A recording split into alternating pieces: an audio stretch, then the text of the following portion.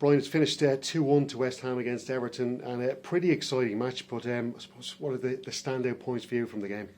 Well, I thought Everton played reasonably well considering the position they're in. Unfortunately, they've ended up with no points, and they were the authors of their own downfall, really, having got back into the match with a lucky break on Holgate's goal, deflected off Fornells into the net.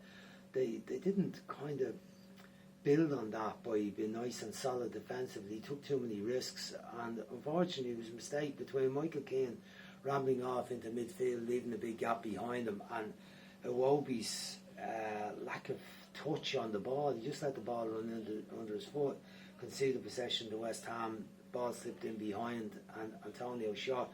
Excellent save with the goalkeeper Pickford, and falls into the path of Bowen, stuck it into the net. But it was so soon after they'd equalised, they didn't really get a chance to build on the equalising goal. And overall, I suppose West Ham just about deserved to win it. I thought they played within themselves. There would have been a bit of them thinking, we got such a big game against Lyon in midweek in the Europa League. We should keep a bit for that. It looked like they were playing that way, but I thought Mikel Antonio played splendidly well for them in centre forward position. Hold-up play was excellent today. They weren't brilliant. I thought Souček and Royce were restrained on by their standards. Benrahma played quite well. They just about did enough to win the match. Just we'll stick with Everton because obviously they're the big story really today, and you look at you said earlier in the game about you wanted to see fight from Everton in the position that they're in. Did you see enough fight in the last 10-15 minutes when they were down to 10 men and trying to find that equaliser, enough for you to kind of think, well, they've got a chance here? I think the number of matches they have left helps them in that they've got an advantage of a couple of games in hand on the teams below them, and they've got a better goal difference than Watford too. They have enough quality. I know everyone's been saying that all season to get the points. It's worrying that they're on such a poor run. They beat Newcastle the last league game, but in general they're on a very poor run. I think that's 5 defeats in the last 6 league games. They're not even snatching draws, just like today. And they've got a difficult programme of matches. Massive match with Burnley during the week.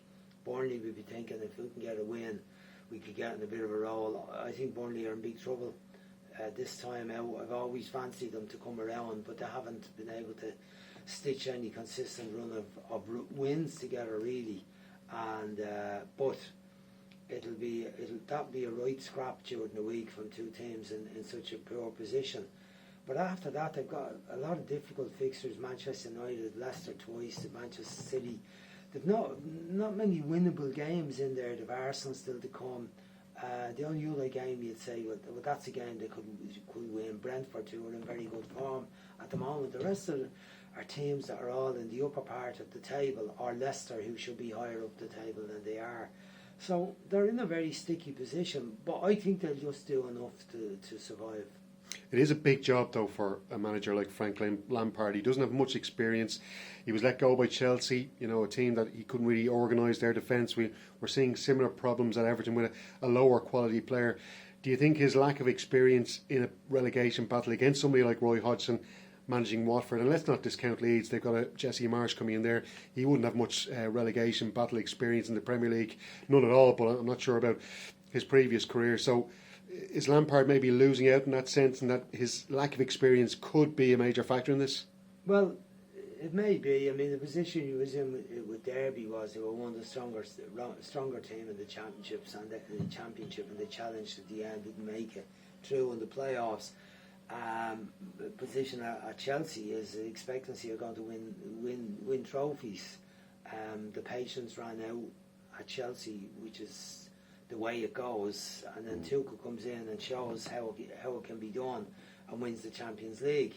So Frank, that would have been all a learning experience for him, but he would have been working with better players at the level they were at, better players with Derby at the time, better players with Chelsea at the time. But he comes into Everton, which was a club already on a losing run, and several managers, top class managers, have managed Everton the last few years and haven't been able to do anything great with them. Benitez did all right initially with them. Ancelotti did okay with them, but it's never been very comfortable. they've never reached the heights of the expectations that the money been spent on the team has made the supporters think that they were going to do something and compete for a European place. They've been out of that picture for a while. So he's inherited that. He's inherited a losing team, and it hasn't been easy for him. I think what Frank Lampard needs to do is just do enough to get them to the end of this season comfortable. And then look, he'll have learned about all the players that are there, the ones that he can trust, the ones that he doesn't rate, the ones that he can't trust. And I think there'll be a lot of coming and going out of Everton this year if they manage to survive. If they don't survive, there'll be a lot of coming and going as well, because they'll have to get some of those players off the wage bill. I'm sure it's a very expensive wage bill they have, and they wouldn't be able to sustain that in the Championship. So, it's a very, very awkward one. It's a difficult one for him. He needs it to be successful to rebuild his reputation after Chelsea.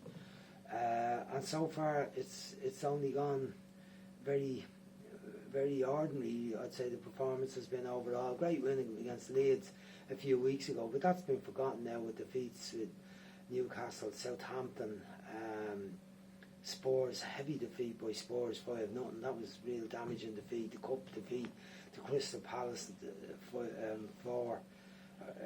Crystal Palace is such a disastrous performance. It doesn't affect the league form, but it affects the morale of the club and the team. But I thought they fought today. They're just disorganised looking defensively, and the lack of Yerry Mina, Seamus Coleman to a degree, Tom Davies in midfield. Aran has been in and out, up and down, doesn't get around it quick enough. Gomez coming back from injury could probably do a bit. He wasn't there today.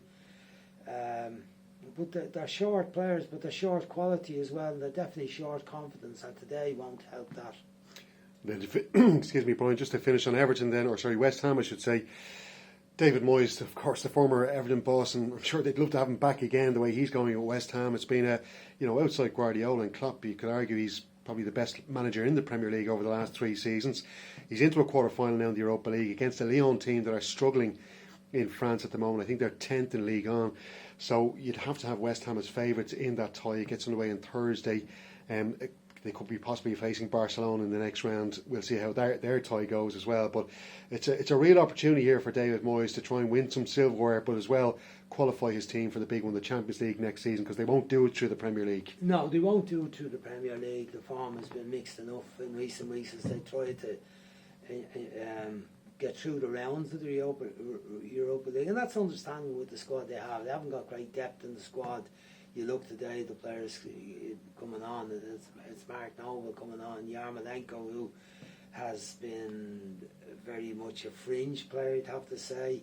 He's got a couple of crucial goals scored against Sevilla recently. He scored a winner against Aston Villa, very emotional day. But, they haven't got depth to the squad. They haven't got an awful lot of quality.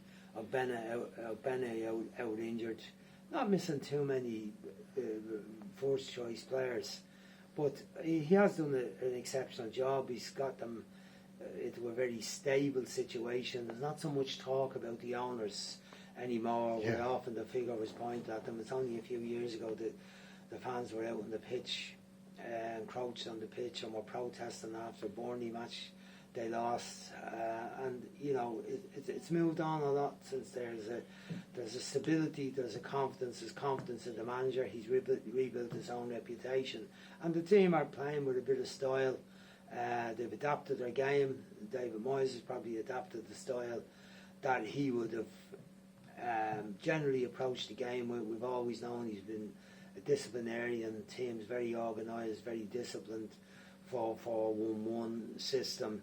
A big centre forward, strong on set piece, all that stuff. But you can see the quality of the football they play now, where the front players, although they're the big strong centre forwards, there are a lot of very tidy technical players playing just behind them. You look at Farnell, Lanzini when he plays, Benrahma, Jared Bowen, how he's improved. And he has improved players. Craig Dawson, he had a great season signing him from Watford, West Brom, the fella who you would have thought wasn't really going anywhere, and he's been a great signing for them, along with Kurt Zuma, who's had his issues this season, as we know. Diop and Agbana, the other two centre halves. That's one position where they have a few options. Goalkeepers as well, they're well covered. Ariola would probably play in the midweek game, but overall they've had a very good season, and they're in the fight, as you say, for silverware. Europa League still a big challenge to get there to win that competition, but they're in with a shout, and they found a way of dealing with the Thursday Sunday thing, and probably much better than some other clubs have in previous years. And Leicester have had difficulties with that over recent seasons. Spurs have had difficulties with it too, but West Ham have managed it quite well. Well, the Moody Blues and the Happy Hammers, Brian, we'll leave it at that. Thanks very much.